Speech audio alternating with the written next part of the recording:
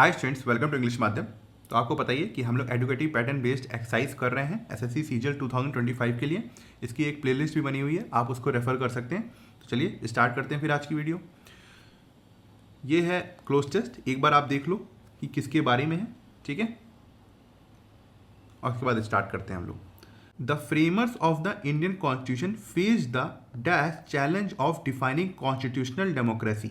कह रहे हैं कि जो इंडियन कॉन्स्टिट्यूशन को बनाने वाले लोग थे, उन्होंने काफ़ी समस्याएं फेस करी थी जब वो संवैधानिक लोकतंत्र को परिभाषित कर रहे थे। एक तरीके से उसको बता रहे थे कि उसमें क्या क्या चीज़ें होंगी, किस तरीके से पावर सेपरेट होंगी, कैसे क्या चीज़ सेंट्रल होगी, क्या स्टेट होगी, क्या जुडिशियल होगी, है ना।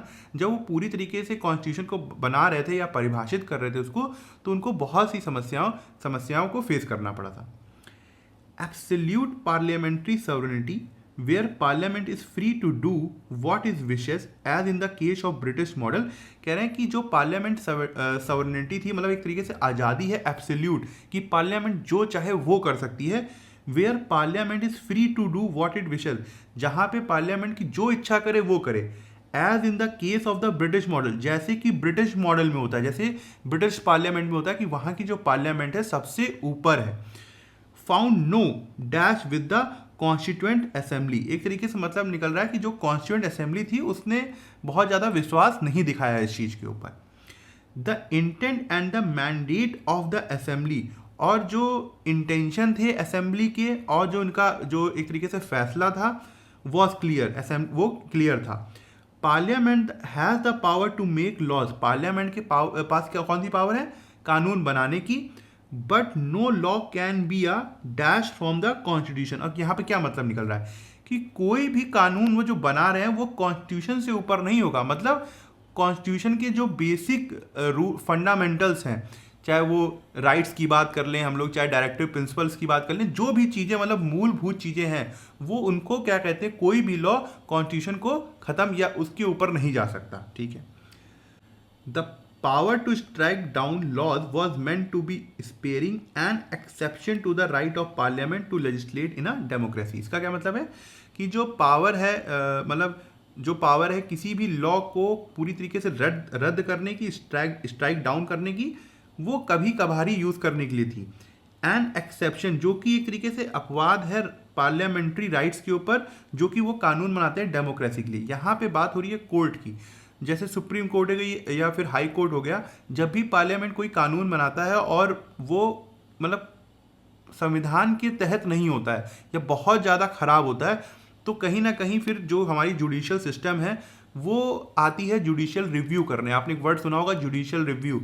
जब भी कोई लॉ बहुत ज़्यादा राइट का वायलेशन कर रहा हो तो वो उसको रद्द कर सकते हैं उस आधार पे, ठीक है, जुडिशियल रिव्यू पावर के आधार पर। Trouble starts dash when exceptional powers become the norm. कह रहा है कि समस्याएं तब शुरू हो जाती हैं जो एक्सेप्शनल पावर है, जो कभी कभार ही यूज़ करनी चाहिए, वो रेगुलर बेसिस में यूज़ होने लगती हैं।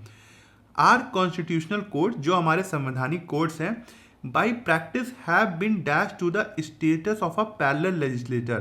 कह रहा है कि इन्होंने जो प्रैक्टिस करते करते अब ये उस स्टेटस पे आ गए हैं जहाँ पे ऐसा लगता है कि एक कानून बनाने वाली दूसरी संस्था आ गई। पहले तो पार्लियामेंट बनाती थी, अब एक तरीके से जो कोर्ट है उन्होंने इतनी दखलंदाजी करी है चीज़ों में कि ऐसा लगता है कि अब दूसरी एक संस्था आ गई है जो कि कानून बनाएगी, ठीक है।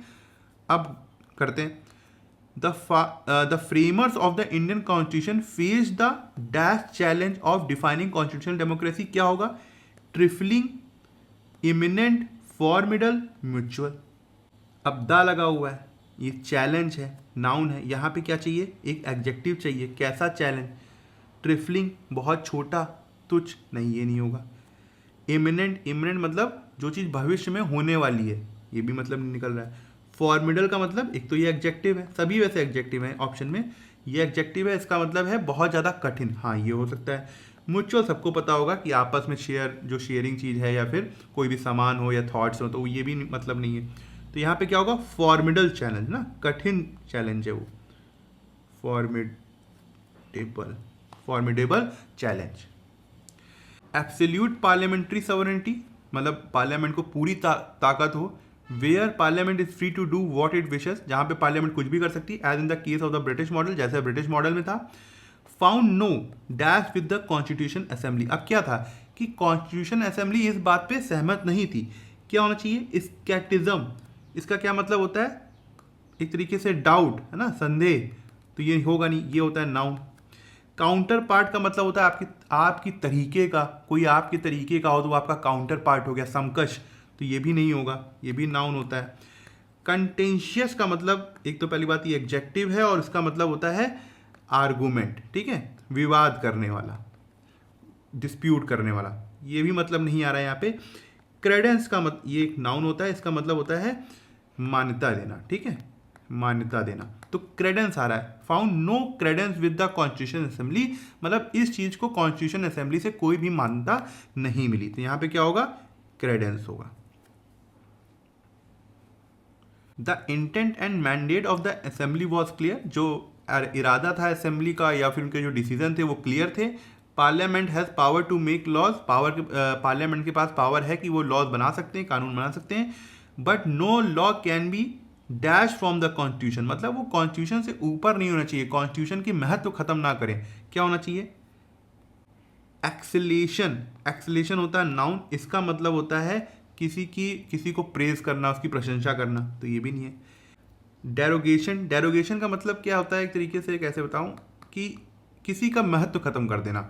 जैसे क्या है कि अगर कोई ये जो लॉ आएगा ये कॉन्स्टिट्यूशन से ऊपर ना निकल जाए, ऐसा ना हो कि वो कॉन्स्टिट्यूशन की जो इम्पोर्टेंस है, जो उसकी इस समय इम्पोर्टेंस है लॉ के सामने, वो कम ना हो जाए।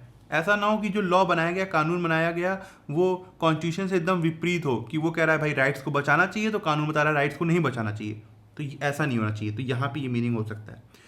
रैंकर का मतलब होता है गुस्सा, ठीक है, तो यहाँ पर ये भी मीनिंग नहीं आ रहा है। एक्नॉलेजमेंट का मतलब सभी को पता है कि कोई चीज़ एक्सेप्ट करना या किसी को स्वीकार करना, तो ये भी मीनिंग नहीं है। यहाँ पे क्या होगा, बेस्ट डेरोगेशन होगा, ठीक है, थोड़े से आज वो कैप टफ है ना। Derogation from the constitution, the power to strike down laws was meant to be sparing, कह रहे हैं कि जो पावर है किसी कानून को रद्द करने की, वो इसलिए कभी कभार के लिए बनाई गई थी। An exception to the right of parliament to legislate in a democracy, एक तरीके से ये एक्सेप्शन था, अपवाद था पार्लियामेंट्री राइट्स के, क्योंकि उनका काम था कानून बनाना। मगर ये यहाँ पे मतलब पता है कि एक हिडन मीनिंग ये निकल रही है कि जो पावर है स्ट्राइक डाउन करने की, कानून को स्ट्राइक डाउन करने की मतलब रद्द करने की, वो कोर्ट के पास है, सुप्रीम कोर्ट हो गया, ज़्यादातर सुप्रीम कोर्ट हो गया, उसके ही पास है कि वो लॉ को रद्द कर सकती है। ट्रबल स्टार्ट्स, समस्या कब स्टार्ट होती है, dash when exceptional power becomes the norm, कि ये जो अपवाद स्वरूप पावर थी, जो कभी कभार यूज करने वाली पावर थी, वो नॉर्मल बन जाए। कब स्टार्ट होगी बताओ, ब्रूइंग, कंक्लूडिंग, कैपिंग, अनयील्डिंग। अब ब्रूइंग का मतलब होता है कि कोई चीज़ धीरे धीरे उठ रही हो, बढ़ रही हो, ठीक है, तो ये हो सकता है ट्रबल, जो परेशानी तब धीरे धीरे स्टार्ट होती है जब एक्सेप्शनल पावर नॉर्मल बन जाती है, तो ये हो सकता है। कंक्लूडिंग का मतलब सबको पता होगा, कंक्लूड करना, समाप्त होना, तो ये मतलब नहीं है। कैपिंग का मतलब होता है किसी चीज़ को ढकना, तो ये भी मतलब नहीं है। अनयील्डिंग का मतलब होता है जो जिद्दी हो, तो यहाँ पर भी ये भी नहीं है, तो यहाँ पे क्या होगा, ट्रबल स्टार्ट्स ब्रूइंग, वो धीरे धीरे तब बढ़ना स्टार्ट करती है जब एक्सेप्शनल पावर नॉर्मल बन जाती है। Our constitutional courts by practice have been dashed to the status of a parallel legislator, कह रहे हैं कि जो हमारे कॉन्स्टिट्यूशनल कोर्ट है अपनी प्रैक्टिस के द्वारा अब वो उनका स्टेटस बढ़ गया, एक तरीके से पैरेलल लेजिस्लेटर का हो गया है। मतलब पार्लियामेंट तो कानून बनाती थी, अब ऐसा लगता है कि ये भी कानून बनाते हैं, एक पैरेललिज्म आ गया है। तो यहाँ पे क्या होगा, हैव बीन अबंडेंट, मतलब अबंडेंट मतलब सबको पता होगा भाई त्याग देना, तो ये तो होगा नहीं। एफ्लिक्टेड, एफ्लिक्टेड का मतलब होता है पीड़ित होना, तो ये भी मतलब नहीं है। डिप्राइव का मतलब होता है कमी होना, वंचित रह जाना, तो ये भी नहीं है। एलिवेटेड, अपने आप को उस स्टेटस तक वो बढ़ गए हैं, हाँ एलिवेट कर गए हैं, मतलब ऊपर उठ गए, रेज्ड हो गए। क्या हो गए, रेज्ड हो गए, तो यहाँ पे क्या होगा, हैव बीन एलिवेटेड, ठीक है। आप ये पैरादंबल एक बार इसको करिए। In speed in comfort, in beauty, in equipment she was a masterpiece. अब कह रहे हैं चाहे वो स्पीड की बात हो, चाहे वो कंफर्ट की बात हो, चाहे वो सुंदरता की बात हो, चाहे उसके अंदर के इक्विपमेंट जो हो, उसमें वो एकदम मास्टरपीस थी, मतलब सबसे बेस्ट थी। It was the envy and admiration of the maritime nations of the world. एक तरीके से एनवी का मतलब जलन और एडमायरेशन मतलब प्रशंसा। तो कह रहे हैं कि जो मैरीटाइम नेशन थे ये जो थी वो एक तरीके से उनकी जलन और प्रशंसा का कारण थे। मतलब कुछ नेशन होंगे जो जलन रखते होंगे, कुछ लोग जो हैं वो प्रशंसा करते होंगे उसकी। The Titanic was the queen ellery of her day and the pride of the White Star Line. अब ये क्वीन एलेरी कौन है? अब होंगी कोई, एक तरीके से कंपेयर किया है कि भाई जो टाइटैनिक थी, अब टाइटैनिक तो सबको पता है, तो एक तरीके से वो अपने दिनों की एक रानी थी। And the pride of the White Star line, और वाइट स्टार लाइन आपने मूवी देखी होगी, तो ये कंपनी थी जो टाइटैनिक को चलाती थी और वो उसका एक तरीके से अभिमान थी उस कंपनी का। Everything about her was attractive and fascinating, और सब कुछ उसके मतलब उसके बारे में एकदम आकर्षित था और इंटरेस्टिंग था। ठीक है, क्या होना चाहिए पहला सेंटेंस? सबको पता है सी होगा। टाइटैनिक की बात इंट्रोड्यूस हो रही है सी से, तो ये हम सी के पास जाएंगे। ठीक है, उसके बाद अगर हम देखें इट, अब इट ने, ये जो इट प्रोनाउन है किसको बता रहा है? टाइटैनिक को बता रहा है। It was the envy and admiration of the maritime nation, बता रहा है उसके बारे में, टाइटैनिक के बारे में, कि क्या लोग सोचते थे, पूरी दुनिया किस तरीके से उसको देखती थी। तो सी और बी। फिर अब टाइटैनिक की थोड़ा सा और एक्सप्लेनेशन देंगे कि इन स्पीड, स्पीड में हो, चाहे कंफर्ट में हो, चाहे ब्यूटी में हो, चाहे इक्विपमेंट में हो, वो बहुत बढ़िया थी। तो सी बी ए। उसके बाद लास्ट में हम डी को रखेंगे कंक्लूड करते हुए कि उस सब कुछ उसके बारे में काफ़ी आकर्षक था और काफ़ी इंटरेस्टिंग था। तो everything about her was attractive and fascinating. तो सी बी ए डी ये हमारा सीक्वेंस होगा। क्या ऑप्शन होगा? ए ऑप्शन होगा। ठीक है, अब इस क्वेश्चन को देखो, इसमें फिर से जो हम डेली करते हैं कि 3 क्वेश्चन दिए हुए हैं, आपको एरर ढूंढना है तीनों एरर में और फिर बताना है कि कितने सेंटेंस में एरर हैं। टोटल एरर नहीं, मतलब कितने सेंटेंस में, एक में है कि 2 में है कि 3 में। लुकिंग अहेड, आगे देखते हुए, the university is expanding revenue generation opportunities to add more facilities for student and staff. एक तरीके से कहना चाह रहा है कि जो यूनिवर्सिटी है वो और एक अपॉर्चुनिटीज़ को देख रही है जिससे वो पैसा कमा सके और उन पैसों से अपने स्टूडेंट और स्टाफ के लिए और ज़्यादा फैसिलिटीज़ ला सके। ठीक है, स्पंजिंग का क्या मतलब भैया? यहाँ पर एक्सपेंजिंग का मतलब होता है मिटाना या हटाना, तो ये मीनिंग यहाँ पे नहीं निकल रहा है। यहाँ पे क्या आ सकता है? यहाँ पे आ सकता है एक्सप्लोरिंग। वो एक्सप्लोर करना चाहते हैं नए नए तरीकों को, खोज करना चाहते हैं कि किस तरीके से वो ज़्यादा पैसा कमा सकते हैं। तो पहली एरर यहाँ पर हो गई। If you are interested in applying for the job, अगर तुम इंटरेस्टेड हो जॉब में अप्लाई करने के लिए, your application must receive by Friday, तुम्हारा जो एप्लीकेशन है वो फ्राइडे तक रिसीव हो जाना चाहिए। ठीक है, एप्लीकेशन के ऊपर वर्क हो रहा है। एप्लीकेशन जो है एक तरीके से जो लेटर है वो रिसीव हो जाना चाहिए। तो यहाँ पे क्या आएगा? पैसिव फॉर्म आएगा। तो यहाँ पे क्या होना चाहिए? Be received. और वैसे भी अगर आपको ये चीज़ समझ में नहीं आ रही तो मस्ट के साथ, मस्ट एक क्या है? मॉडल वर्ब है, और मॉडल वर्ब के साथ हमेशा अगर आ भी रहा है बाद में तो वर्ब की बेस फॉर्म आएगी। तो मस्ट रिसीव आना चाहिए, तो वैसे गलत था, एक्टिव वॉइस यहाँ पे नहीं होना चाहिए, यहाँ पे मस्ट बी रिसीव्ड होना चाहिए। क्यों? क्योंकि एप्लीकेशन के ऊपर वर्क हो रहा है। ठीक है, परहैप्स, तो यहाँ पर भी एरर है, सेकंड वाले में भी एरर है, फर्स्ट वाले में भी एरर है। Perhaps the biggest threat today is the impact of climate change on food system. कह रहा है जो सबसे बड़ा खतरा है आज का क्लाइमेट चेंज का वो है कि उसका क्या प्रभाव पड़ेगा फूड सिस्टम में, खाने पीने के जो सिस्टम है उसके ऊपर, and livelihoods of poor farmer, और जो हमारे गरीब किसान हैं उनकी ज़िंदगी के ऊपर। तो यहाँ पे मुझे कोई एरर दिख नहीं रही है, तो ये परफेक्ट है। ठीक है, तो यहाँ पे किस में दिक्कत थी? 1 और 2 में थी, तो 2 एरर थे। अभी 8 क्वेश्चन देखो, इसमें क्या है? पैरादम्बल है, ये भी एक बार ट्राई करो। देखो PQR और इधर है S, एक बार आप ट्राई करो। ठीक है, फिर मेरा एक्सप्लेनेशन सुनो।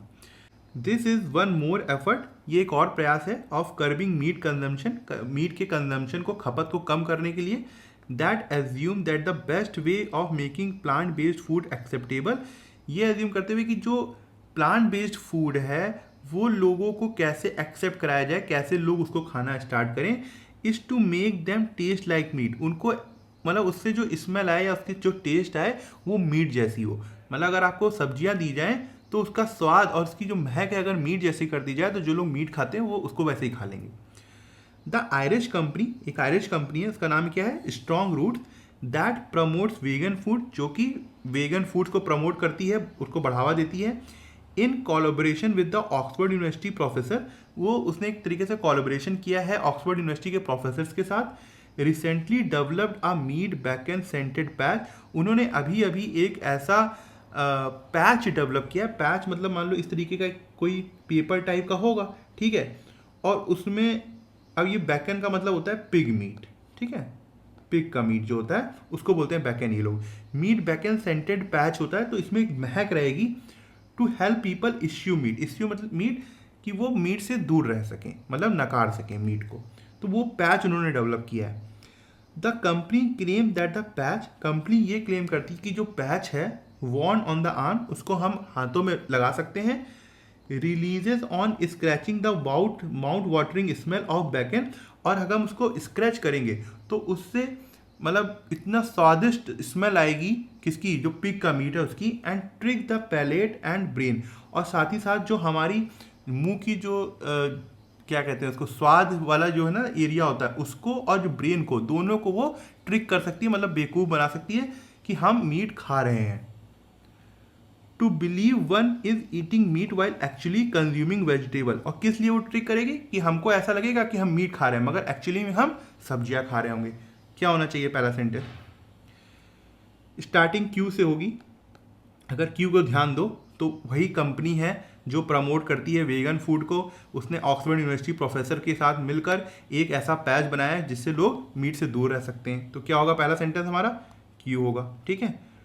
तो सी और डी तो ऑप्शन से गया, अब आर होगा या पी होगा देखते हैं। अब देखो जो उसने पैच बनाया है, अब कंपनी क्या क्लेम करती है उस पैच में कि वो पैच कैसा होगा, तो company claim that the patch won the arm, तो उसने पूरा पैच के बारे में बताया, तो क्या होगा, क्यू आर होगा, ठीक है, ये खत्म हुआ। अब यहाँ पे एस जो है कि ऐसा, यहाँ पे उसने क्या ना ट्रिक करती है, ये चीज ट्रिक करेगी पैलेट को और ब्रेन को कि हम लोग क्या खा रहे हैं, मीट खा रहे हैं, मगर एक्चुअली में हम लोग क्या खा रहे होंगे, वेजिटेबल्स खा रहे होंगे, तो क्यू आर एस। अब पी में उसने बताया कि ये एक एफर्ट है कि जो पूरी दुनिया भर में बहुत ज़्यादा मीट की खपत है उसको कम करने की, तो ठीक है, तो यहाँ पे कंक्लूड भी हो गया, तो क्यू आर एस पी, ठीक है, तो ये हो गया आंसर। आंसर हमारा होगा ए। अब इस क्वेश्चन को देखिए, इसमें भी 3 सेंटेंस दिए, पता चल गया होगा आपको क्या करना है कि इसमें से कितने सेंटेंस में एरर है वो बताना है। You should read the newspaper regularly, तुम्हें न्यूज़पेपर डेली पढ़ना चाहिए।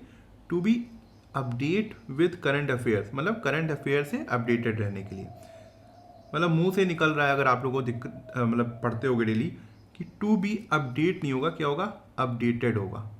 पढ़ने में गलत लग रहा है, क्यों, देखो बी आ गया यहाँ पे, वर्ब की थर्ड फॉर्म आएगी, इस तरीके से पास्ट पार्टिसिपल आएगा, पैसिव कंस्ट्रक्शन है ये, कि आपको अब न्यूज़पेपर डेली पढ़ना चाहिए करंट अफेयर से अपडेट रहने के लिए, ठीक है, तो वो जो अपडेट रहेंगे वो आप रहेंगे, करंट अफेयर्स नहीं रहेगा, तो यहाँ पे पैसिव कंस्ट्रक्शन एकदम सही है, तो यहाँ पे ये गलत था, एरर, अपडेट नहीं अपडेटेड होना चाहिए था।